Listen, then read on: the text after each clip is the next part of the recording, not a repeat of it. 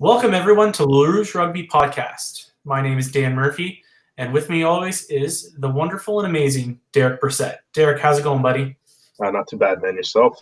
It's been good. We've taken a little bit of a hiatus from the podcast to kind of live our lives. Derek's busy man. If anyone hasn't read it yet, he just put out an amazing article on Layman Sports interviewing the two men that have been running a big part of the Toronto Arrows.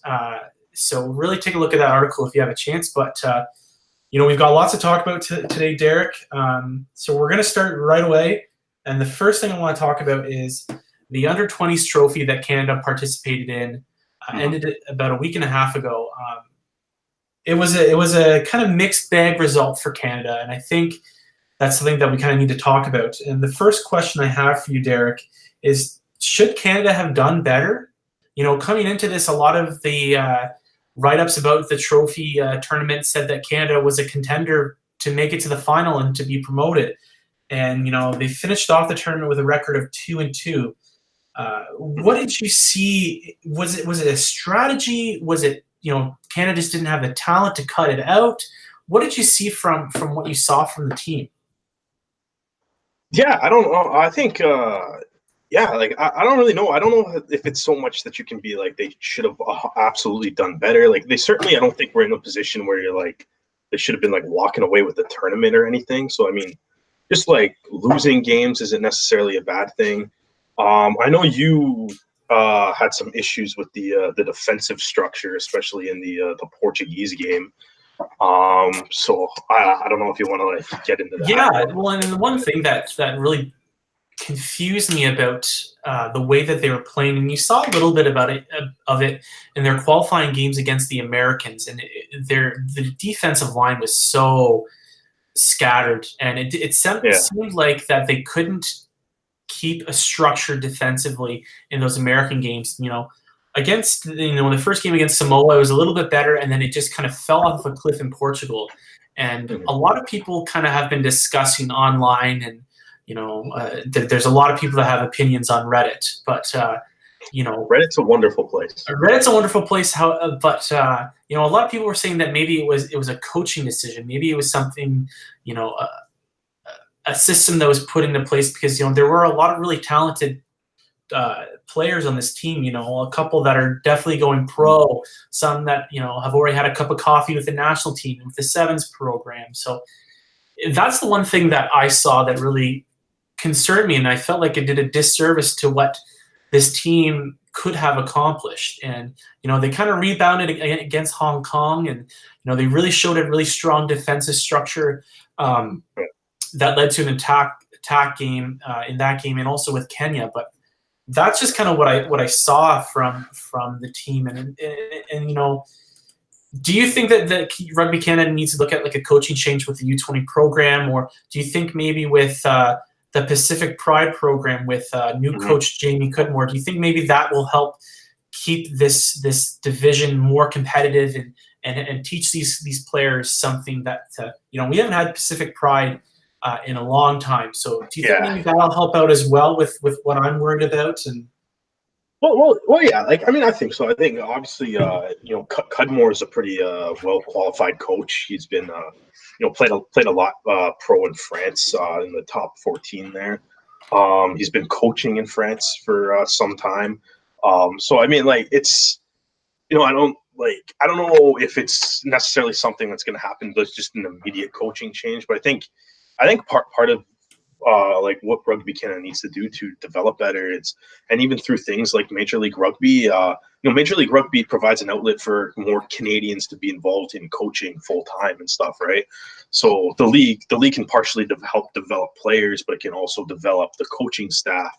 And by creating an outlet, by creating an outlet for those coaches to go play or coach in the professional level, you open up some doors for some of the guys that are maybe a step behind them to come up into the higher roles to fill their shoes, get their feet wet with some of the more talented players, the bigger situations, in order to come through. So it's like it's one of those things. It's like Canada is what are we right now? The 21st ranked country. 21st ranked, yeah. So it's like it's one of those things. Like, you have to develop like it's not just the players that have to be developed in Canada and get better. The coaches themselves have to get developed too. Yeah. And you need to be providing them opportunities and stuff. And it's tough sometimes to say, like if that's one of the things that people are, like I said, like unfortunately, I was away at a wedding up in a cottage with very little to no Wi-Fi access during the U20 tournament. But unfortunately, it's one of those things that it was too important to miss. So I did without some Wi-Fi, and so I didn't watch any of the U20 games live. I kind of went back and watched them after I got back. But it's kind of tough to gauge like the immediate reaction when you're not watching it live with everybody. But like it's one of those things where it's like when you do look at it and see some of the people maybe mentioning the coaching structures, then it kind of comes back to if coaching is the issue, then like what is Rugby Canada doing as a whole? What are they doing to develop the coaches? Like, it's not just about like it's awesome that a guy like Avery Oideman is playing professionally. Even though I know he missed some of the games at the U20s, but like it's awesome that like he's playing professionally, and the other same with Will Persilier, like they're all getting those more opportunities to play. But if we're questioning like maybe the structure and how the coaches can get better, it's like we gotta start talking about how do we actually make the coaches better? How do we make Canadian coaching better and everything like that? If we think it's ultimately a structure idea, and hopefully bringing in Cudmore can like lend itself to improving like the under 20 and those programs like that. But we'll see what happens. Derek, you just gave a very well balanced and well thought answer that wasn't fired up or emotional, and that's what happens when you don't watch a game and then immediately spew your opinion out. That's the benefit. But there's one thing that you did say that I really did like. These ref sucks takes come from. Yeah. There one thing that you did say that I really liked is not only is Cudmore a former player, he has experience coaching at a high level in France, and that's something that. That's experience there for him that he might not have gotten here in Canada if he decided to jump ship as soon as his coaching career or his playing career ended. So that is something that I really like about the hiring of Cudmore. He's well respected, so maybe some of his former teammates might come back and give a hand. And so I think that was a very good hire. One of the questions we got also is who do you think from this team would thrive in the MLR? Who did you see that kind of think could step in and play a important role for an MLR team? Does this count Will Persilier? I'm gonna say not Will Persilier. And not this number 6, Quentin James, because they're both off at Stade Francais, so they're both away at an academy program. And I'll even kind of say not Brock Webster, maybe Brock Webster, because he's with the Sevens program as well. He's not playing. Yeah, he keep count. That's why not. Yeah, I mean, to be honest, I mean, I think. Quinn Nawadi, I think, would be an interesting guy in Major League Rugby. I mean, obviously he's played for the Wolfpack already, which is league and all, but like it's still has played at that pro level. I think like he could be a guy that kind of like he could probably kind of be like a guy like Oideman that could come through. Like Oideman has clearly benefited from playing in Major League Rugby. Yeah, I mean, it'd be nice. Like to be honest, it's like there's probably like a decent chunk of these guys that could actually play Major League Rugby. It's just you just kind of have to work on the development and stuff. Nawadi has that pro experience, so I think if you were to kind of, I wouldn't mind seeing him in an MLR team. But like it depends. It also kind of depends on what team, right? Because it's like I don't know. Yeah. Like if we're talking like next year, I don't know how many of these guys can like jump onto the Toronto Arrows immediately. No. But let's say you're the Austin Elite, who have had they've been kind of the Canada South, if you're going to call Seattle Canada West. Yeah. They're looking for a young upstart Canadian. You think that Nawadi could really fill their shoes there? Yeah, I mean, yeah, I think why not? I mean, you can't do worse than 0-16. So, Yeah, at any point, you do need some, like you can use some help. I don't know yeah. who do you think could make the jump there? Well, there's two guys, and ironically, they're brothers. I think the Carson brothers, Frank, who played lock for most of the games, and Nick Carson, who played 8-man. I don't know what it is about the West Coast of Canada producing locks and 8-mans that are brothers, Yeah, with the Larsons. But these guys were big. They were physical. They were, really able to get on their horse for a couple of really strong plays. So I think that they would be a really interesting addition to any team, and especially Nick Carson. I think the last game that he played when he played against Kenya, he really showed how strong of a support in the offensive side of the game as well. Because I believe he scored a few tries. I might be wrong, but I really liked what I saw from him. We kind of mentioned Brock Webster. He's someone that we'll talk about it later when we go into the Pacific Nations stuff, but fly half seems to be a continuing bottomless pit for Canada. So I would like to see Brock. It doesn't even have to be starting. I would like to see him get with the MLR team and just soak up as much experience as he can at this age, and really get to develop. I mean, that would be a really, really cool experience for someone like him to be able to do. And put him with Houston, with one of the best kickers in the league, and a stalwart in the league. That would really be quite an experience for him. Well, that's kind of what I wanted to ask you, because I know you got the chance to watch these games a little bit more in depthly than I did. Who were a handful of players that really impressed you from Canada tournament? Who impressed me? Yeah. The Carson brothers, I really liked watching.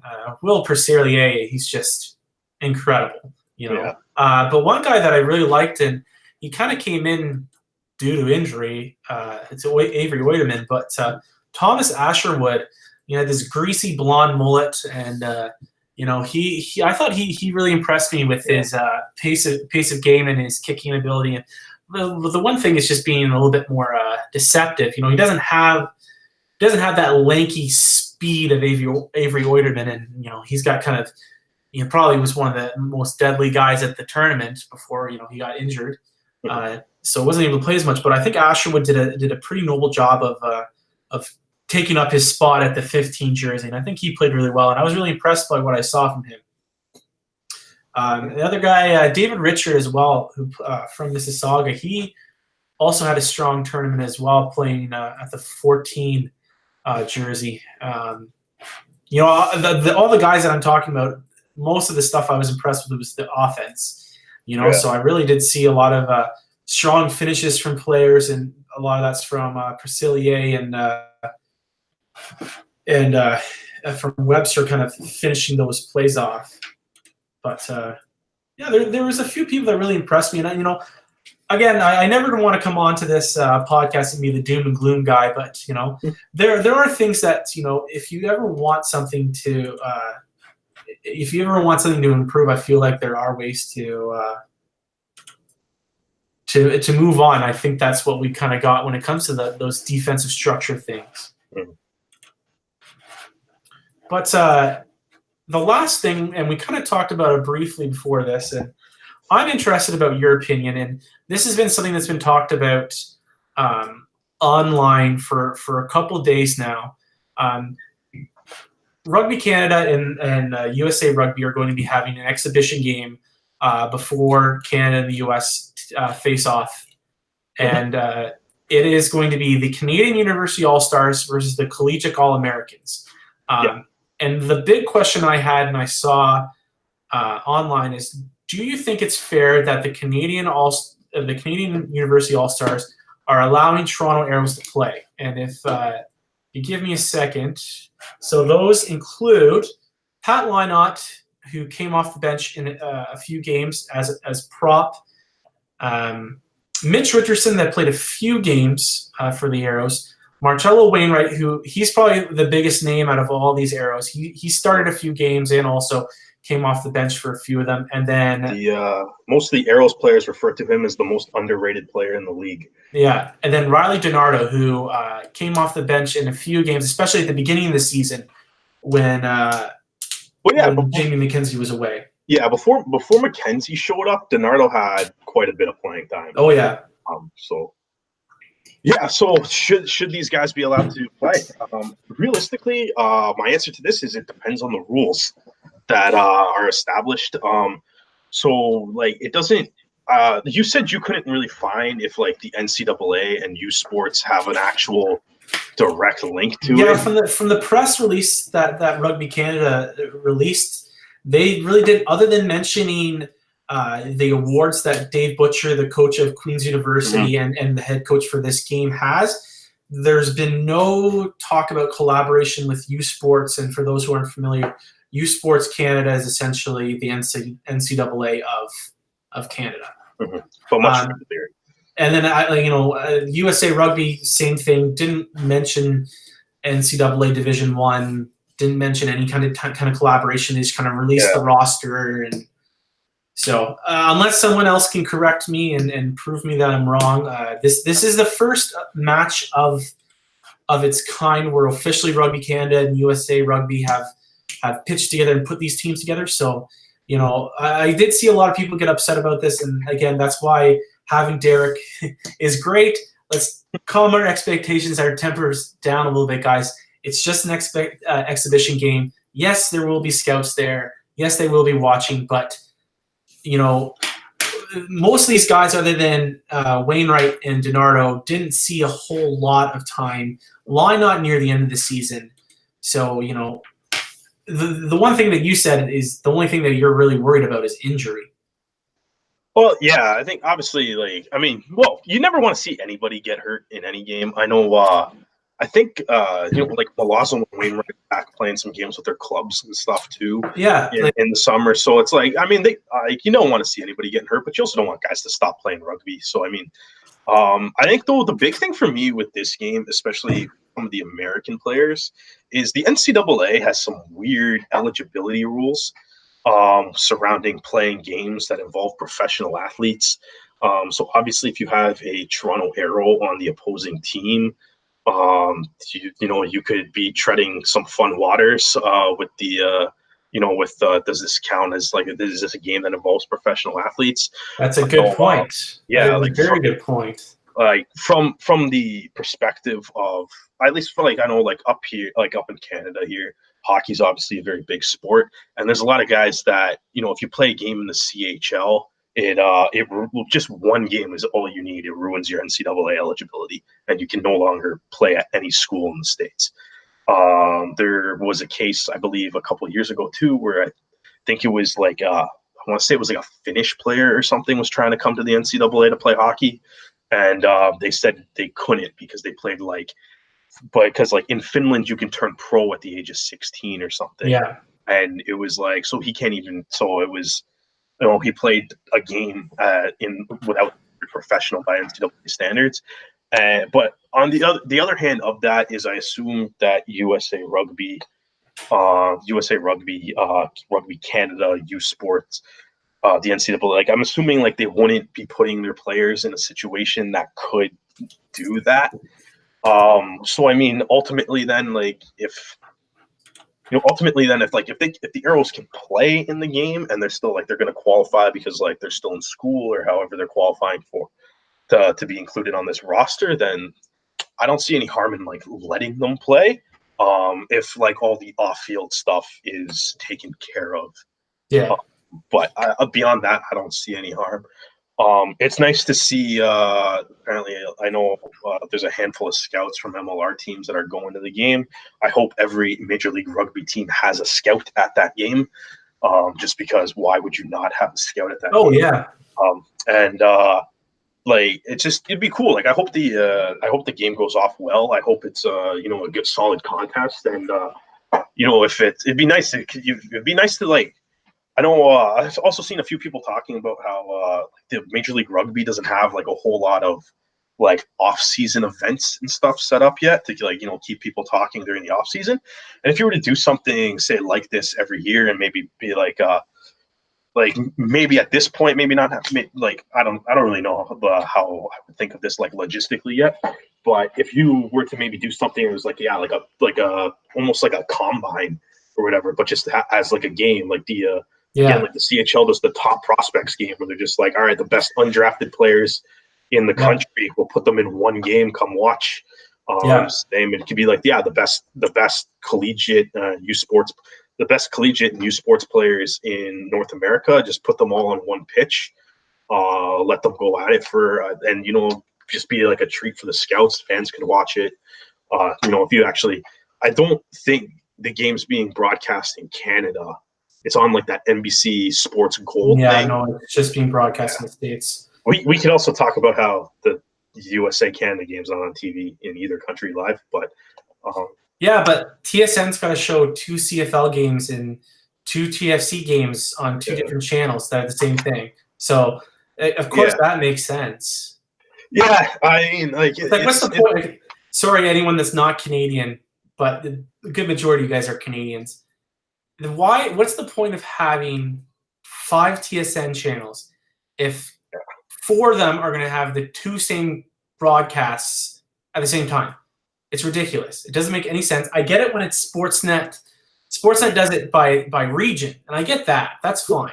TSN technically does it by region too, but it's just they call the channels 1, 2, 3, 4, 5. It's like I think like TSN 4 is Ontario or whatever, and they have like because of the N8 their hockey contract, I believe they had to. It's always the league, game. But it's like only the Leaf games. Only TSN 5 can show the Send.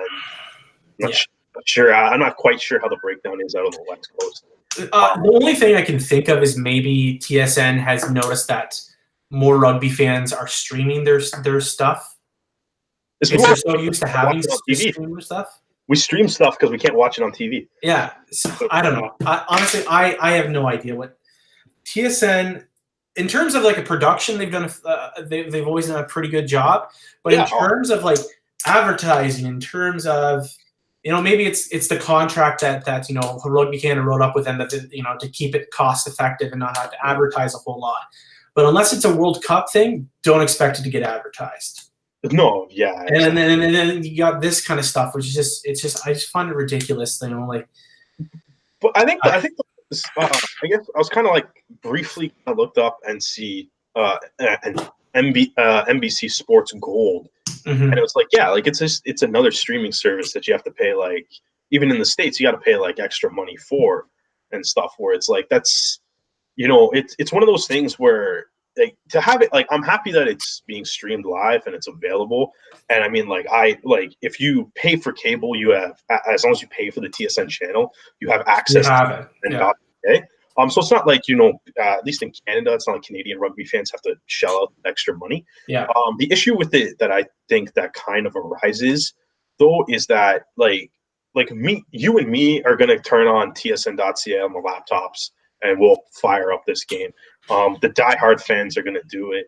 The diehard fans across the country, they'll tune in. Diehard American rugby fans will tune in as well.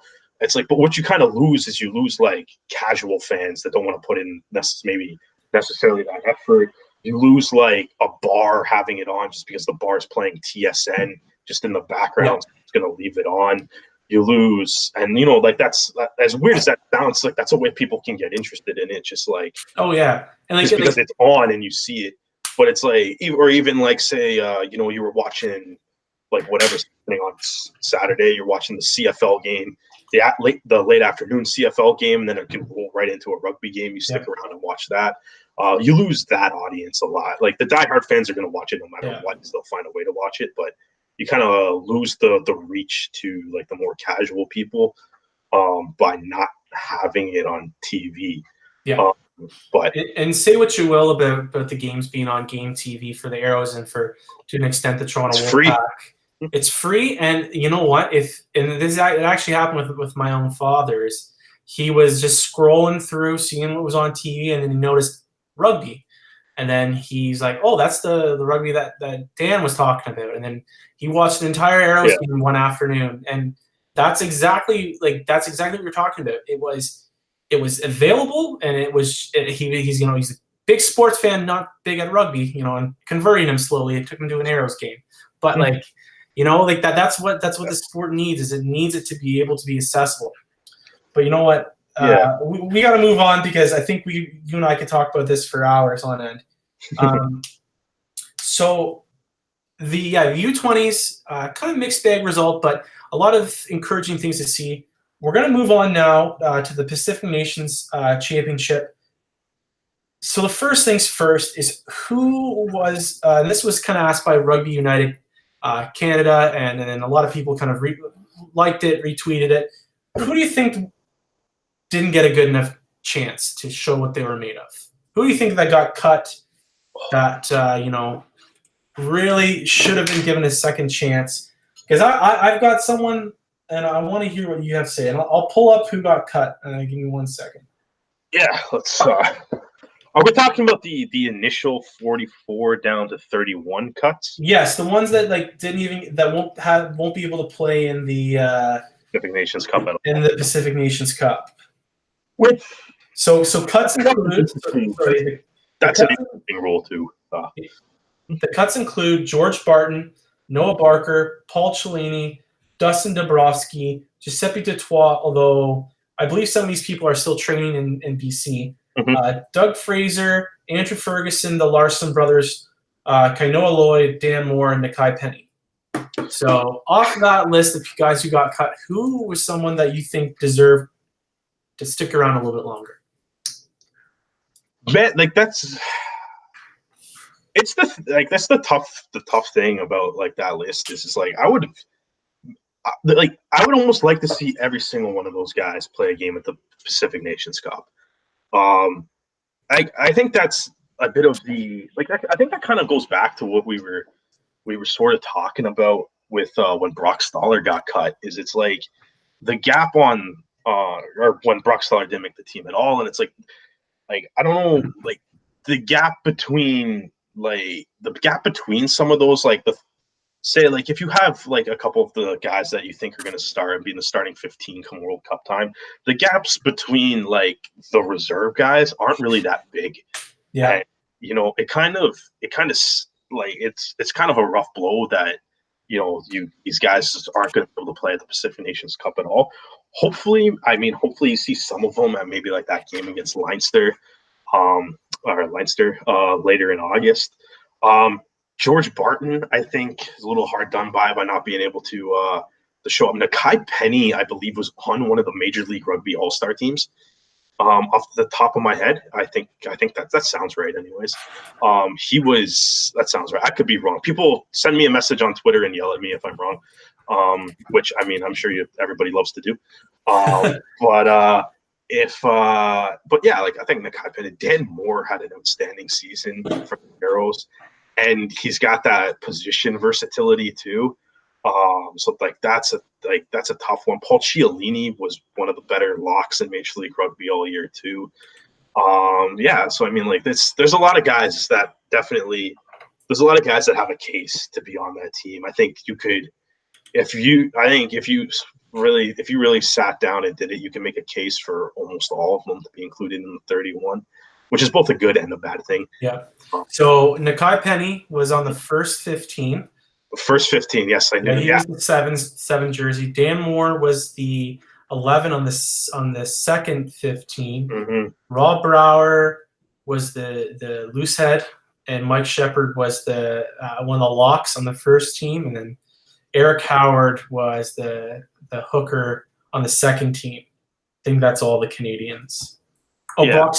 Brock Stoller was on the second team for the jersey. So yeah, but he was cut already. So we don't have to talk about him. We already gave our 2 pieces about Brock Stoller. Yeah, no, yeah. Yeah, I'm pretty fired up about Dan Moore not getting a chance. Mm-hmm. And I think one thing that people kept on harping on is, well, he's a winger. And it's he played just as many games as a center. and he played that well. He played the defensive side of the ball and the offensive side of the ball extremely well. And he's a thick boy for a winger. And I think that's the versatility that you're missing out on. And I think that's a shame. And I think the other thing that bothers me is, Jones, Coach Jones has a thing for sticking. Kinsley Jones has a thing for sticking with guys that he's comfortable with. So guys like Nick Blevins, who has only been playing club rugby and provincial rugby, is now on the bench in this game against the U.S. And you're telling me that George Barton, who had a fantastic season as a center, and Dan Moore, who had a fantastic all-star season playing at center and at wing, you telling me you couldn't use those two guys on the bench? You're telling me Dan Moore couldn't offer just as much as Nick Blevins coming off the bench to cover either the wing or the center? Well, even at that though, like the issue with it is like these guys can't play in any of the games of the Pacific Nations Cup. It's not that they just can't play here. Yeah, I think that's one of the things. Like you're trying to build a roster to the World Cup, and I think, we talked about it on a previous podcast where said it's like unless your name is Tyler Ardron, DTH Vandermerver, Lucas Rumble, probably Taylor Paris. You should not feel safe about your position on this team. Yeah, especially if you run into your teammate and knock both you guys out of the game. Yes, that's let's stop the friendly fire here, lads. Yeah. I'm all for going 100% at training, but maybe I mean, I don't. Yeah, man, that's 100% is what ended my season. I tried to be too much of a hothead, and I sprained my ankle. Season's over. Yeah. Come on, guys, learn from me and not hurt yourselves at practice. Yeah, there you go. The wise words of Daniel Murphy, rugby coach extraordinaire here. Do not get hurt at practice. I broke my arm at a practice in high school one time. Oof. And our coach never did that drill again. So that was. Oh yeah, so I mean, don't break your arms. Don't break your arm. Yeah. Don't break your arm at all. Just in general. I broke my wrist once and it sucked. Yeah, it does. You can't do anything. It's not fun. You shouldn't ultimately the point that we're trying to go back to before we are making jokes about series, which probably isn't a great thing to be doing. No, we're pretty awful people for doing that, but that's fine. Whatever. Yeah. There's hopefully they're all right, and hopefully they're able to come back soon. Hopefully, at the very least, within the Pacific Nations Cup. But there's a lot of guys that there's a lot of position battles that can happen. And it's just it's kind of is a shame that you have to cut. You have to cut 13 guys right away. That aren't going to don't get a shot to play in the Pacific Nations Cup at all. Yeah. Hopefully they keep training and stuff. Hopefully they can make an appearance in one of the other tune-up games. Right. But ultimately all those players you're at kind of like a 3-game handicap now, as far as like your own development and earning a spot on the team. So it is kind of rough. But ultimately someone's got to be cut, and no matter who it ended up being, we could probably have this conversation. We'd be able to make, we'd be able to make arguments for those guys that got cut instead of them. So unfortunately, it's got to be somebody. And, damn it, Derek! I'm trying to be mad. I gotta be mad. I'm angry. Sorry. That's okay. We should talk about TSN more. You want me to get mad? I can be. No, God no. So let's get right into it then. So Canada plays the U.S. in Glendale. Tomorrow night, 8 p.m. Eastern Time, 5 p.m. Pacific Time. Don't know what it is in Mountain. Don't ask me. Starting lineup. Somewhere in between that. Starting lineup, Huber Biden's at 1. Benoit Porfirio, Cole Keith, Evan Olmstead, Connor Keys, Kyle Bailey, Matt Heaton, Tyler Arndron, Phil Mack, Peter Nelson, DTH Vandermerver, Kieran Hearn, Ben Lesage. Sage, I think. Sage? We should ask him. Connor Trainer and Pat Parfait. And the benches, we'll talk about the bench in a second. Yeah. Starting lineup, who are you really going to be watching in this game for their performance? Peter Nelson at 10, for sure. All-star player, typically plays fullback, has played 10 in the past, but typically plays fullback. Yeah. And the Canadian fly half position, that 10 jersey is wide open. So you kind of did you see Brian Kelly's tweet today? He's waiting for someone in the dentist office. I believe it was his fiance. And he had a little statistic about how many fly halves DTH Vandermerver has played with. Mm-hmm. I'm going to pull it up for you, and you keep going because I do agree with you. I think that that's a very interesting player to watch. Yeah. So it's like, I mean, I'm just ultimately like, for one, he's an uncapped player, so that even adds more intrigue to it. He hasn't spent as much time, definitely hasn't spent as much time, within the Canadian system as anybody else that's on this team. Yeah. So it's like, you're kind of getting a brand new player leading up, in the build up to a World Cup. He's going to get 3-4 games, or maybe 3 to 4 games playing with Team Canada before we dive into the World Cup. Yeah. And yeah, so it's that's probably you have other guys on the DTH Vandermerver. Yeah, he's DTH Vandermerver. He's going to be good. Where I'm not really worried about Tyler Ardron. How he's going to play and stuff. But I think everybody, the other guys, all kind of have to earn their spots and things. But I think Peter Nelson is the one that's just like, we've never even seen him in a Canadian jersey. You're kind of thrusting him into a very important position. He hasn't played with these guys a whole lot. I think he just kind of, for those reasons, kind of becomes the most interesting player on this team for tomorrow night. Right. And I agree with you. I think that he will be very interesting to watch. For anyone for what it's worth, anyone out there, Rugby Pass, which is a pretty useful tool for keeping statistics for certain players, they have him currently as a fly half. Now, I don't know if that's updated because of the Canadian stuff, but that statistic I was telling you about, so DTH will be playing in his 56th test match this Saturday, and he would have played with 12 different fly halves. And that's just... Who are they? Oh boy, it's funny. Actually, I think DTH actually said it. So, Edward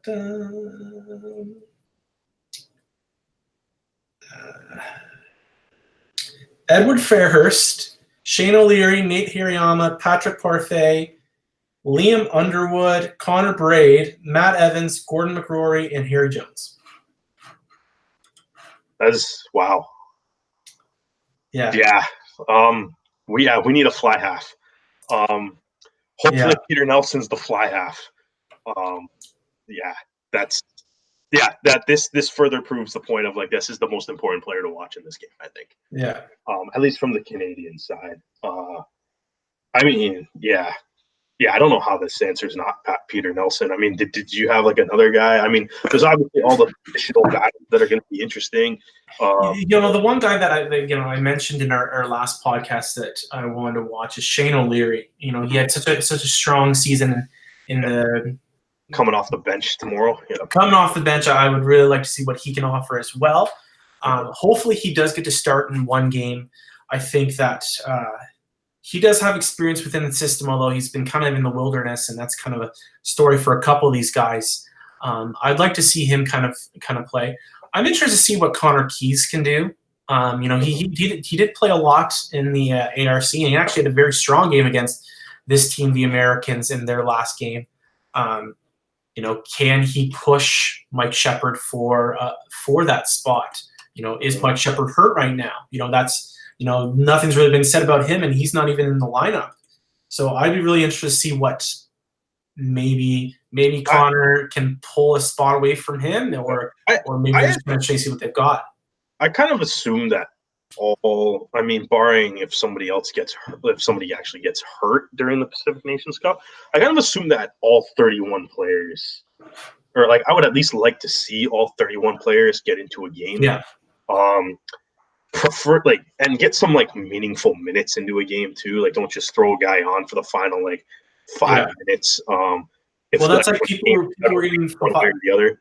people were getting fired up about Eric Howard not being named for this lineup, and it's like they've got 3 games. They're probably what's probably going to happen is they're going to put their best lineup against Fiji in the next game, and then they're going to kind of do a similar thing in their last game against, I believe they play Tonga. Yeah, and they'll put out their basically this will be Canada team B.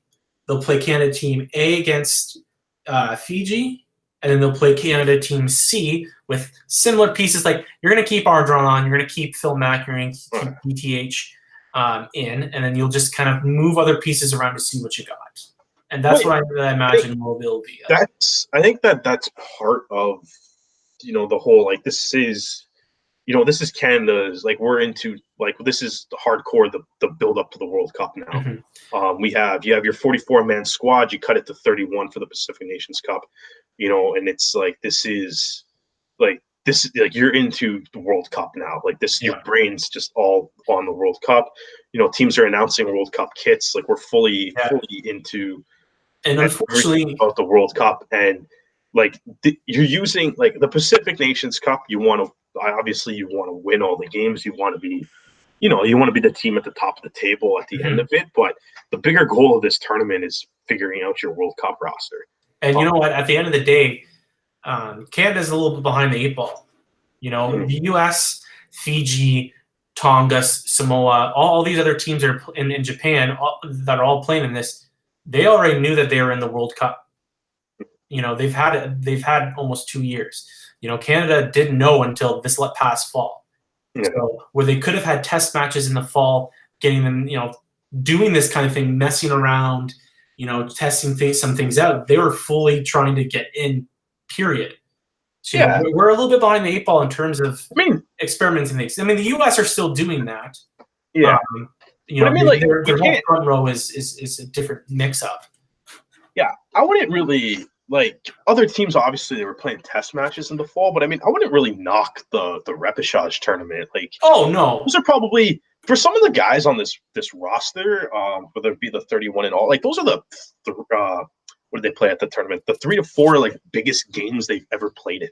Yeah. Oh yeah, the pressure was immense. Right. Yeah. Exactly. And like. And who knows? Yeah. Maybe minus Ray Barkwell, that lineup is what Kingsley goes with. Yeah, exactly. That I might have been made wrong, and throw Eric Howard in, and then throw Quachener by Pyfurio on the bench. That could be the exact same lineup. And you know what? They did very well, and they're going to have guys like Connor Traynor and Taylor Pearson a little bit better of shape because they got a full season of rugby back in underneath them, and so that is a very, very, very true statement you just said. Yeah, like the repechage tournament, it's like obviously it's not the ideal situation to be in. You don't necessarily want to be put in that position where you're like, this is like your last ditch effort.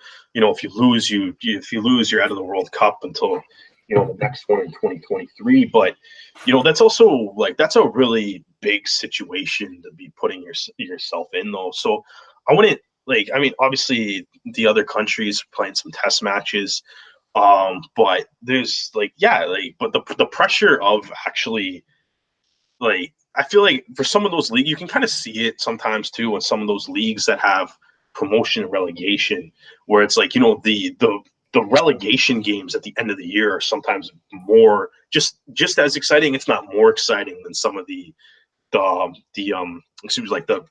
games. End of those season, just because it's like there's a lot of pressure. There's a lot like riding on it, right? Like even at like Rugby Canada probably if they don't make the World Cup, maybe there's some like government funding and things like that, right? Yeah. And at the World Cup, or the Olympic qualifiers that the 7 guys have to play. It's like if you don't qualify for the Olympics in Canada, it's like you do not get as much money. So it's like there's actually there's if you miss qualifications, things like that, that's people don't immediately get fired for like losing test matches and stuff, but like coaches will get fired if you don't qualify for World Cups, right? So it's like if Canada didn't qualify for the World Cup, then Kingsley's gone. probably everybody's gone. Everybody would have been gone. Yeah, it's like, but that's the thing. Like that's the pressure that you play with in that situation. Which, as much as like maybe you would like to just be playing some of those other test matches, like that's a huge tournament, and those were massive wins for Canada to actually get there. So it's like I wouldn't necessarily. I wouldn't say they're behind the eight ball too much because they've played some pretty big international games lately. I would agree with you if it wasn't for how disappointing it was to watch them in the ARC. With some of those losses that they had. Yeah. If they didn't have any international games since then, I would have really been able to agree with you on that. Mm-hmm. But the ARC just kind of. But then you know what? The other thing is, it's almost an entirely different lineup. You look at the repechage lineup compared to the ARC lineups, it's like night and day. It's different, yeah. And even this lineup, man, there's a lot of guys that played. Say Rob Brower, I think, is the prime example that was just like really used that Major League Rugby season to essentially force himself into a Canada jersey. Yeah. Well, there's guys like Matt Heaton, with Rumball injured, he had a pretty strong season overseas. This is his chance, And this is one question that I also had. So, who do you think needs to impress Kingsley here? We've kind of we talked about, Peter Nelson. Who else do you think needs to impress Kingsley to kind of keep their spot? Or to take a spot? Yeah, once again, everybody. But for a more detailed answer, I think that loose head prop position, I think right now, Hubert Bidens is starting. Rob Brower is going to be coming off the bench. I don't know. Like, it'd be interesting to see what the minute split is in this game. I think that's a big matchup. I think it's also huge that Sears Duru is not in the lineup as well. Yeah. So I mean, that's again, hopefully, he's going to be in one of these Pacific Nation Cups. Like that guy probably might have some serious work to do to find his way back into like the starting lineup here. So I think like that's a big matchup to watch. I think that if you're the loose head prop, it's like you really got to have a solid game, because if you don't have a solid game, there's a guy like right behind you. Andrew Quattrin, I'm really looking forward to too. I think that's the second uncapped player in the lineup behind Peter Nelson, and he had a really great Major League Rugby campaign as well. So I think it's I think his confidence just grew as the season went along. Quattrin just got better and better and better. Yeah, exactly, and like that. Well, that's part of the honestly, that's part of the awesome. That's part of like the amazing part of what Major League Rugby is it's not only these, but like even like all the USA players that they've been playing like high level rugby like essentially since January, all the way through, whether it was the ARC or whether it was a Major League Rugby game. All these guys have been like there's like all these guys are fresh. They've been playing a lot. Like they should be in like the top of their form as well, like ideally. So it's like that all helps. It helps guys like Quattrin and Brower to they can be like, all right, man, I didn't make the ARC team. Have an amazing stretch of 16, 17 games during the Major League Rugby year, and now you're looking at the Pacific Nations Cup, and they're in serious consideration to be going to the World Cup. So I mean, like it's good for them. It's good for everybody involved. It makes the selection of this roster a lot harder, which is a great thing for Canada. So I think like those are some guys that I would definitely want to be keeping an eye on too. And like even there's obviously like, the matchups, like it'd be like Peter Nelson, like how well does he click with like say like Hearn and Lesage in the centers, or Mac at 9 there. What's the even other things like that? What kind of like attack system is Canada going to go with? They've recently been kind of criticized for having a relatively simple attack. So it'd be interesting to see, if that develops at all. Yeah. Yeah, exactly. Like, it'd be interesting to see like what they're kind of going to go with there. And even again, like, yeah, I keep kind of coming back to Peter Nelson just because he's probably the most Well, and intriguing. I think that's a very intriguing point too. Yeah. For me, I think you mentioned the loose head. I think the tight head spot Mhm. is going to be also very interesting as well Yeah. because they've got Cole Keith and uh, Matt Tierney and Jake Ilnicki. They seem to be the forerunners in those for those spots going to Japan. But I mean, Cole Keith, he had a pretty strong season as well. His ARC got a little bit better as the games went on, and then also with being with Rose. You start behind a really, really strong tight head in Toronto. So he's gonna be someone that's I hope he has a really big game. And Aaron Castro of Earful of Dirt podcast has been sending our Twitter account some hate tweets about this upcoming game. But the one thing he mentioned, it is going to be hot and it is going to be like 60% humidity at kickoff. So those big, that's Toronto. That's Toronto. So Toronto. Some of these boys will be used to it, but so I have a feeling that those big boys will definitely be subbing off a lot quicker than they would have in their other games this year. So that'll be interesting to watch.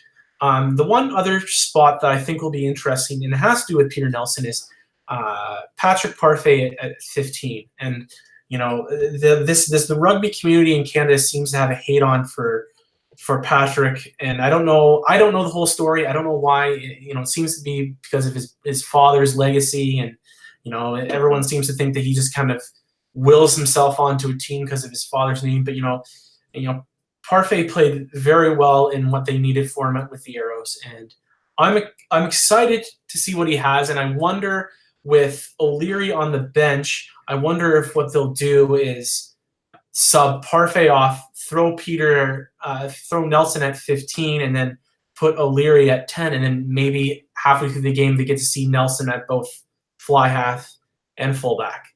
So I wonder maybe if that's something that they've got cooking, because that's what I would do. I would want to see Nelson in both roles. Yeah. And if you can get in one game against the same competition, it might mess up the flow a little bit in terms of the attack, but when the game really doesn't matter other than points in the standings, I would give it a try. Yeah, and I mean, Patrick Parfait played 10 for gaming with the Arrows as well. So I mean, like that's he's, I think part of the reason why he's a good fit for the squad in general is because he does have a little bit of that versatility. Oh, 10 center, fullback. He's kind of been all over the place, and he's played well in every spot. So. Yeah, exactly. So it's like some of those guys, man, being versatility can go a long way sometimes. But yeah, I think I agree with you. I think I don't know if it necessarily needs to happen in one game, like the way you're suggesting here. But I think yeah, you try to mix things up a little bit. Even you could try DTH in a center spot too. Yeah, just to see. I said previously on a podcast that I'd rather have him playing wing, just because that is his best position. I think your best players should be playing at their best positions, but I don't see why you wouldn't, try to. You still kind of maybe have to tweak around the lineup a little bit just to kind of see what you got. So I think there's some guys that could be experimenting. Like you could have, you can move if you wanted to. You can even move Kyle Bailey into lock and stuff just to see, like, you could do things like that just to see some different looks on guys. Like you're trying to figure out what's best for you. So I mean, mixing it up is a good thing. I kind of agree that they should do that. I don't necessarily know if it should happen all within one game, but yeah, I wouldn't mind seeing. I'm just a fan of maximum chaos. So yeah, I want to see Cole Keith play, inside center. I want it all. I want to see it all. Yeah, yeah, exactly. Like, why not? It's like that one game at the end of all, like, your minor league seasons where the coach is just like, everybody can play the opposite position for fun. Just for fun, Yeah. I mean, yeah, you never know. Maybe there's like a secret like fly half god in the forward pack. Who knows? Yeah, well, maybe. Tyler Ardron. Tyler Ardron. Well, actually, it's interesting. So with the Pan Am game starting today, they talked game. about how Canada is, back-to-back sevens champions for the men's, and then champions for the women in 2015. I was actually at those tournaments, but can you guess how many guys are on this roster for the Pacific Nations that were part of the sevens team in 2011? Because there's a few guys that are on this team that I don't know if you would guess or not. Sorry, how many guys? How many guys on the Pacific Nations roster this year were on that gold-winning team in 2011? Sorry, how many guys are on the Pacific Nations Cup roster? Yeah, the senior 15s roster that are not so much the starting roster for this game, but the 31 guys on the roster right now. How many of them were on the team in 2011 at the Pan Am Games? Oh, is it none? No, there's quite a few actually. Is there? Dude, yeah, I'm trying to think of that roster. That's funny. I worked at the Pan Am Games, but because of my job at the Pan Am Games, I couldn't see anything like live. So I was just like locked in. I was locked in. I did the transportation for the Pan Am Games. Oh, nice! So I went to the last day of the rugby. It was awesome. Yeah. So it was like, but that was a fun time. That was a fun time. But it's like working, I think we were working like 12-hour days minimum, like 7 days, 6 to 7 days a week sometimes. So I didn't get to see a whole lot of the sports. Just my one kind of. That was a fun time though. That was a good tournament. I liked it. So I don't know, man. How many? So we've got 1, Connor Trainer. Okay, yeah. 2, Taylor Paris. 3, Phil Mack. 4, Kieran Hearn. And the 5th guy was Tyler Ardron. Oh, yeah. All right, there you go. And then just for the American fans out there, the bronze medal Americans had Blaine Scully, Roland Shalom Suliuna, and Peter Tiberio. So a little bit of MLR love for those bronze-winning Americans. Yeah. Well, I think that's everything that we've got for today, Derek. One thing that we wanted to mention to everyone is, we did miss talking about the men's sevens program qualifying for the Olympics and also the women's summer series. We are going to be making this podcast a little bit more weekly. So next week, once Pan Am's over, we kind of want to do a season-ending review about the sevens program for Canada this summer. So we'll talk about the HSBC series for both countries. We'll talk about the qualifier down for the men where they won, and then we're also going to quickly talk about the Pan Am tournament that's going on this weekend. So we wanted to make sure that all the sevens got finished up before we kind of dive into it. And then the week after, we're hoping to find a guest to talk about the women's Super Series, because that is something that we want to kind of go. We want to find someone that's got a little bit more expertise than us about the women's. And we thought that it was such an important tournament in terms of development for the country and development for the global women's sport that we want to get a little bit more info about it. So stay tuned the next couple of weeks. We're going to be putting out a couple more podcasts. Derek, thanks again, man, for joining me today. Yeah, no problem, man. Anytime. All right, guys. Yeah, see you next week, and thank you very much. If you want to get more information or more news about the podcast, follow us at Rouge Rugby on Twitter, and we are available on almost every podcasting platform. Apple, Google, Anchor.fm is where our platform is mostly found. So thanks again, guys, and go Canada.